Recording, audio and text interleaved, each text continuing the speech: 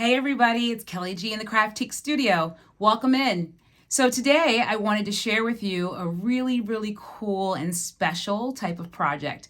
We're going to be doing something with the Dancin series from Spellbinders, and look at this beautiful card that I made. And it has a special little surprise. How cute is it? So tune in to find out more about how you can make this as well. Join me.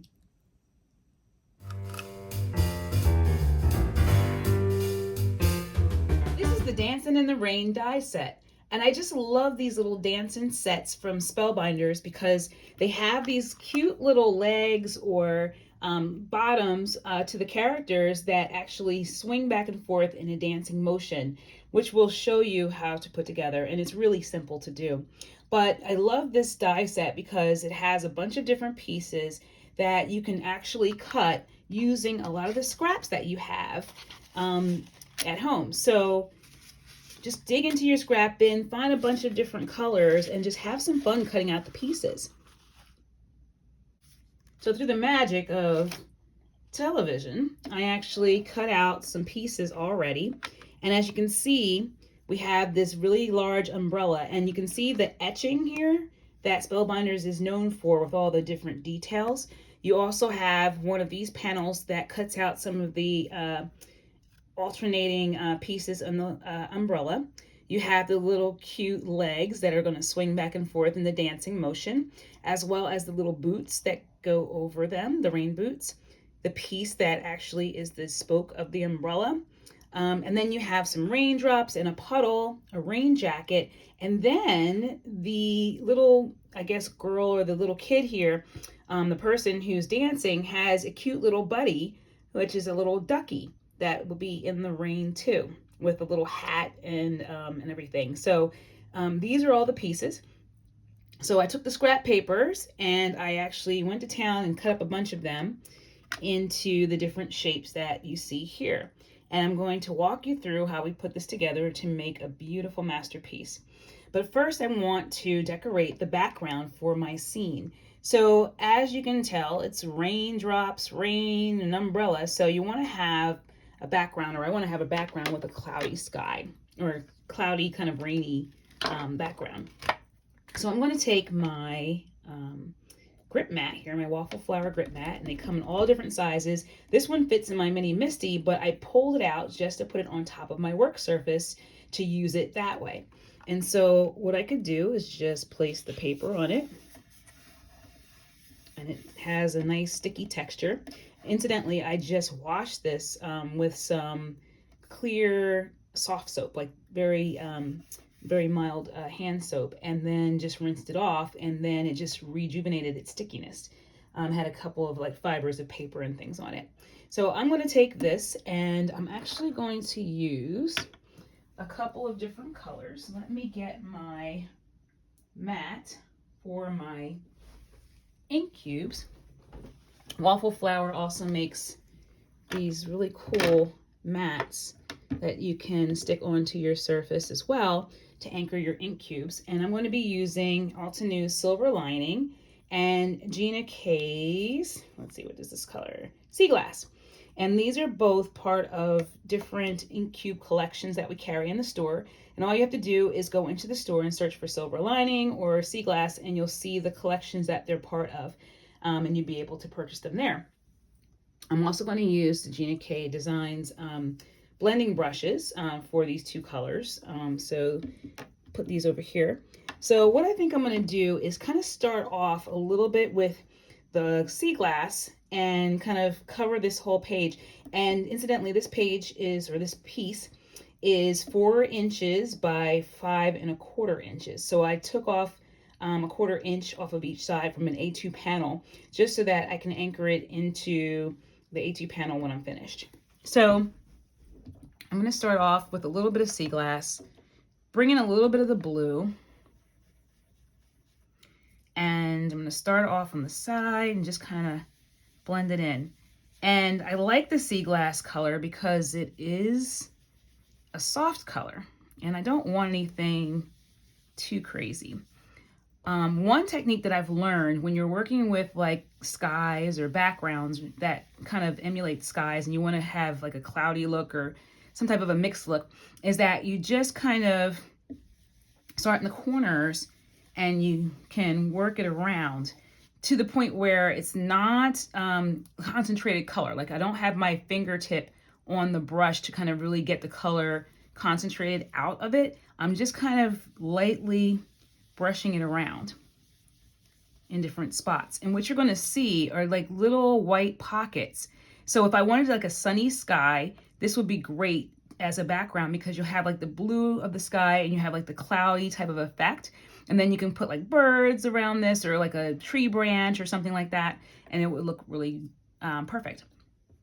Put a little bit more sea glass here. And then I chose the silver lining because it is a softer silver color, but yet it's going to have a gray effect on the paper this time. And that's going to kind of bring in like the cloudiness or the darkness of the cloudy sky because it is kind of a rainy scene, right? After all. So what I'm going to try to do is go into those white areas. Something happened here.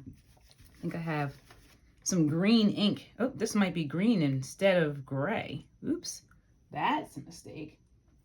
Let me wash off this brush and get all the ink off of it. Get a piece of scrap paper. Okay, that's okay. Better.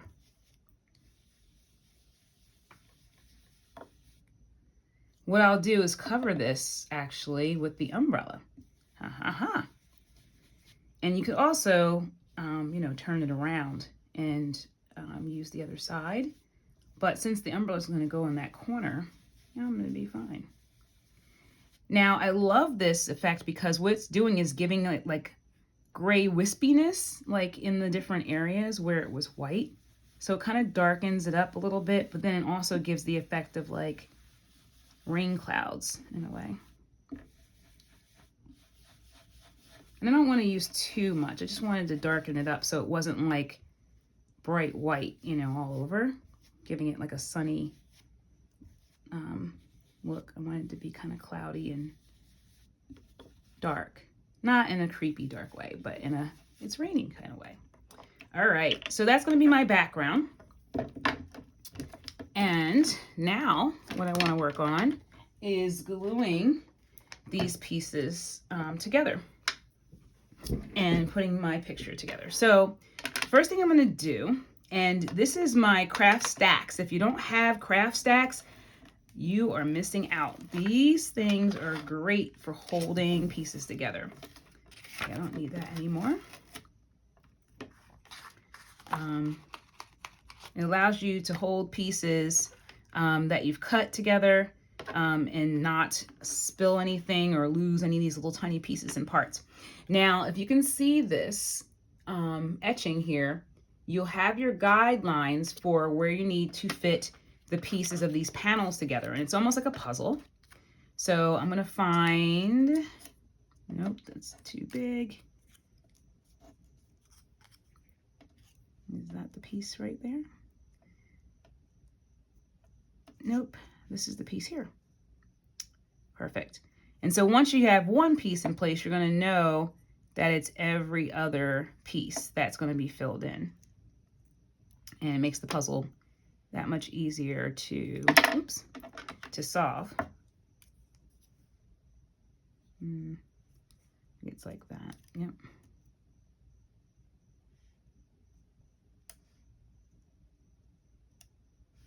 And it's nice that you have the guidelines there because then all you have to do is chase it with a drop of glue, a piece of adhesive, and then you're set. The fun thing about this set is that when you cut something out, you can always cut them all out in different colors of scrap paper, or you can cut them out in white and then color them in with marker.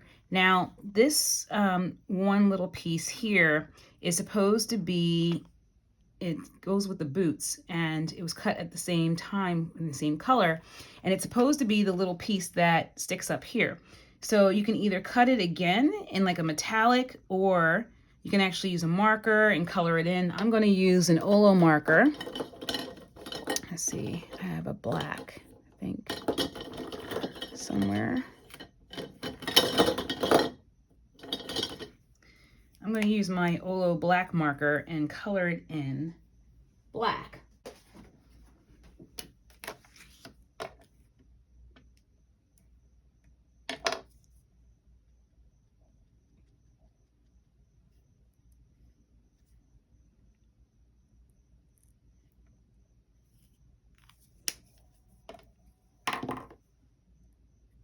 And then I can put that piece right there. One thing about these little tiny pieces is that you really have to be careful with the glue.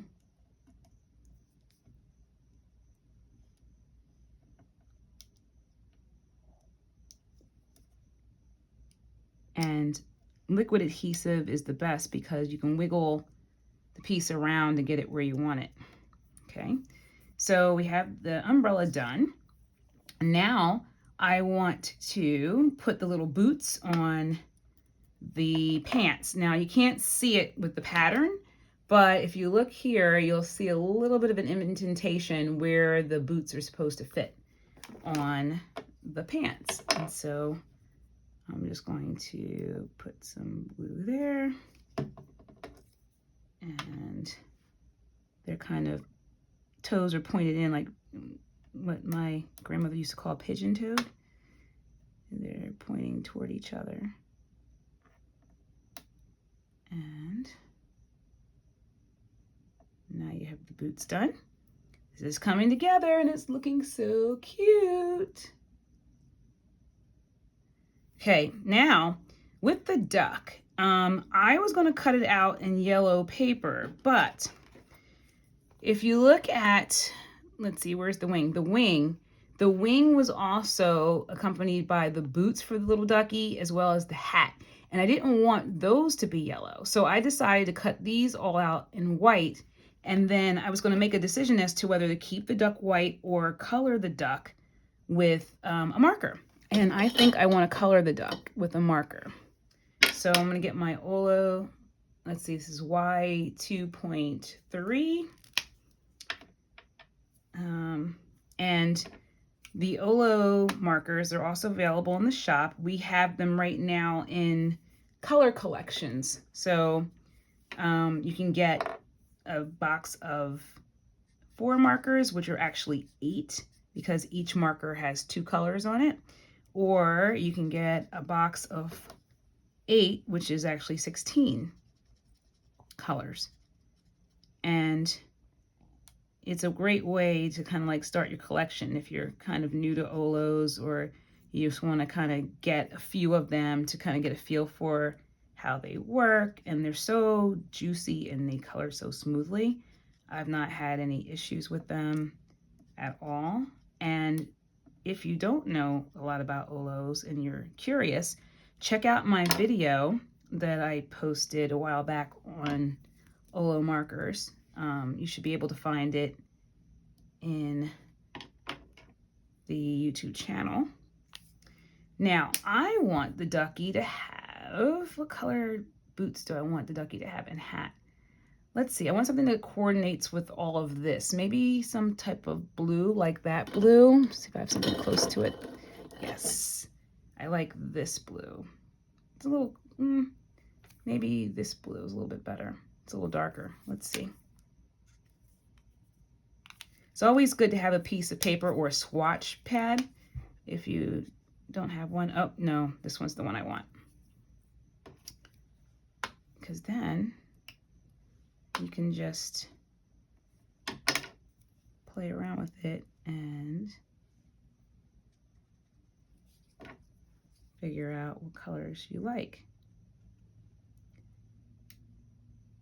There's so much detail in these cute little designs. Like there's like little etches in the hat. I mean, so precious. And then the cute little boots.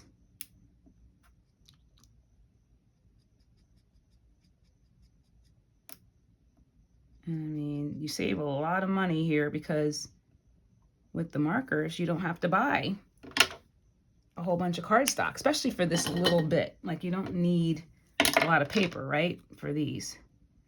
So we have our boots done, and we have our cute little hat. So we can start putting this piece together with the duck, and this little piece cuts out its bill. Now, its beak rather. What you have to do here is color the eye, and it's like an indentation in here for the eye as well. You can't see it very easily from the camera, but you can kind of tell when you're looking at it. There's an indentation for the eye so that when you put the duck's body over, look at that, you get the eyeball, right? So let me put a little dot of glue there. Let's see, I'll put it over here on the duck itself. Sometimes what you can do too is just put couple dots of glue on your paper and then just kind of dip it in. So you just get a little bit, just enough for what you need. There you go. And then we can also get the little boots. Now see, this little tab here is actually something that you can glue so that it makes it easy for you to attach the body.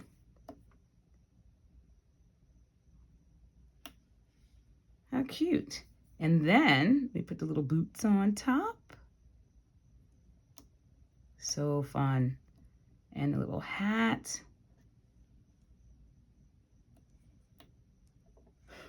I love this stuff. It just makes me smile so much. I love it. Now with the wing, I'm going to actually pop that up a little bit. And I'm going to use these Journey dots from Pun Stamper's Journey. It's a company that no longer is in business, but they have some stuff through Spellbinders. And we were able to get some of those dots for the store. And they're really priced well. So you might want to check that out. Definitely under $10. I can't remember how much, but it's definitely a good price. All right, here's our ducky. Look at it. So exciting. All right, so now we have our rain puddle, our jacket, or raincoat rather, and then we have our little rain dots, right? I'm gonna keep the rain jacket and the boots solid, but you can always, like if you had a gray marker or silver marker, you could put some dots or, you know, stripes on it if you didn't use patterned paper or something like that. But I kind of like to keep it simple for this project right now. So here we go. So we have our kind of misty day and we have all our pieces. So now we want to start putting things together. Now what I would suggest you do is outline it before you glue, before you commit to glue, because you can always change it before you put the adhesive down, but after that it's a wrap. So you want to commit to what looks good. And I chose to use like a silver paper, like a metallic paper. We have this in the shop as well, but you can use like a acetate, like a clear acetate. You can use, you know, white, maybe like a blue watery color, anything that you think would work. So I'm just going to make sure that this all fits together the way I want it. Keeping in mind, you want the legs to have some room to swing around, right? Because that's going to be the fun dancing element of it all. So you would put this on top, and then you would have the umbrella layered over the coat. So it looks like somebody's actually holding the umbrella, and then like there's the pole and it's behind them, right? Then you have little ducky kind of hanging out in the cut. And then you have a bunch of these little raindrops, and I'm not sure where I want to put them. Kind of scatter them around. There are 4 of them and not 5, which is kind of like against my little rule of having odds. But if you consider the rain puddle like 1 raindrop, it makes it okay. How pretty is that? All right, so I like the way this looks. So now I think I'm going to commit to it. So what you want to start to do is build it from the bottom layer up in terms of how you're going to attach these pieces. But we do already know that we want to put the raindrops here. So I'm just going to grab another scratch piece of paper and put some glue on it for these little tiny raindrops. And you can use enamel dots too, or stickles, like this, the glittery glue, to create the rain effect too. Doesn't have to be the raindrops that came with it, but I like them because it gives so much dimension. Spellbinders is so good about detail and just creating the right pieces to coordinate. I mean, even if you had like a background with raindrops on a stencil, that would be beautiful too. So there's so many options that you have in front of you. All right, so I'm gonna move this over to the side a little bit because I wanna place my puddle here. And I wanna make sure this is flush, so I'm going to glue that down just so it doesn't get in the way of the swinging or dancing legs there.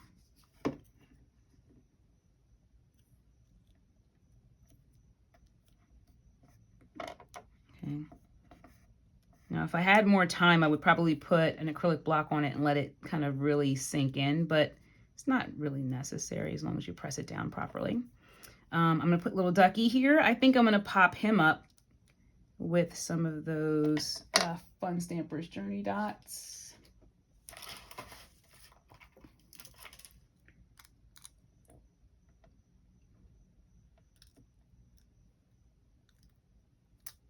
One there. And this release paper is so clingy. And oops, oh no. Did I mess up his little beak? I think I knocked it out of place where I wanted it. Okay. And I want to make sure also that when the legs are swinging, they don't hit the little ducky. So let's see. This is here. Maybe put him right over here. Okay. Now comes the final parts. And the first thing you want to do is anchor down the pants first, okay? Because again, they're going to be the swinging part and everything else is going to be popped up higher so that it doesn't interfere. So for this, you can use any type of foam square as long as it has some height to it. So I have, let's see, some 3D foam squares from iCraft. They come in different sizes. Let's see if I have something small enough. This is the main component to the dancing element. So you want to have a bunch of these on hand if you love these type of fun things so that you'll be able to create this design. In the shop, I believe we have a couple of dancing elements, and I know there's some more that I just got in store that I have to put up on the site for Christmas. So I think there's like a dancing nutcracker and a fun Klondike reindeer. So there's a lot of really cool things that we can that you can do. So you want to test it just to make sure there's some mobility to it. Yep, it swings. If you want, you can also round these edges a little bit. You can put some powder, like some non-static powder, anti-static powder around. Probably would be okay because once we put the coat on to anchor it, it should be fine. Now, you also want to pop that up larger foam cubes, foam squares of the set because they have the same height. And I think that might be better for this particular project. Yeah, this is more even. So I'm ready to commit with that. I'm going to take the backing off of my bottom. And then there we go. All right, so I want to right there. I love how the greenish color of the gray silver lining is kind of playing off of the yellow in the raincoat. So, yee, look at it. So cute. All right, last step is that we need to put the umbrella on top and finish the picture. So for that, I'm going to stick with the same level of tape, foam tape. Now, you want to make sure you're taping the right pieces, right? So I want to tape this side. I want to tape that side. And I want to tape the top as well.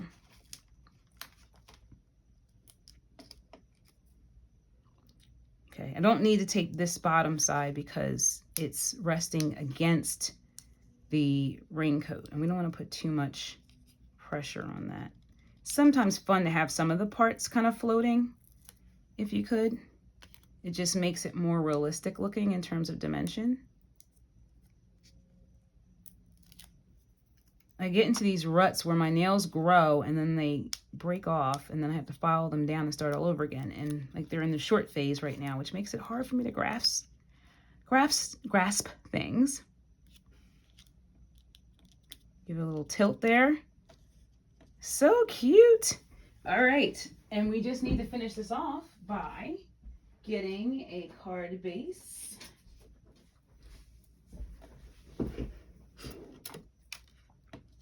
I could put a sentiment on this, but I mean, you really don't need a sentiment. Like, it just speaks for itself, don't you think? I'm gonna leave it like it is. Sometimes I like to make a bunch of cards without sentiments, and then I have a bunch of sentiment strips that, you know, I keep in mind for all occasions. And then when the mood hits, I just, you know, put something on before I send it out. Because this might be like a get well, it might just be hi, miss you, something like that. And I don't want to just have a whole bunch of one sentiment and then not one of another, so that I kind of lock myself in. I've done that before. Has anybody ever done that? Like where you peeled off a sentiment because it wasn't the right one, just because you needed a card and you didn't have time to make another?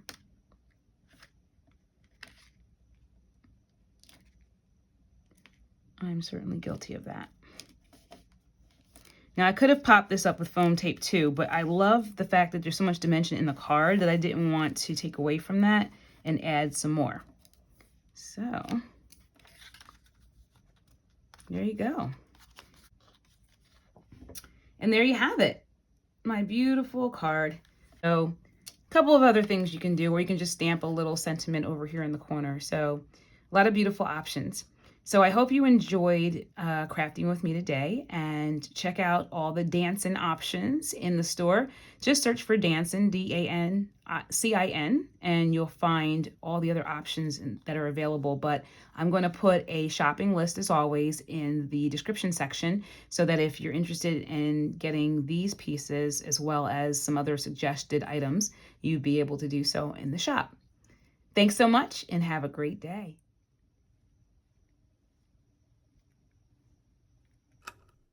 Please remember to like, subscribe, and share, and tell a friend about this channel.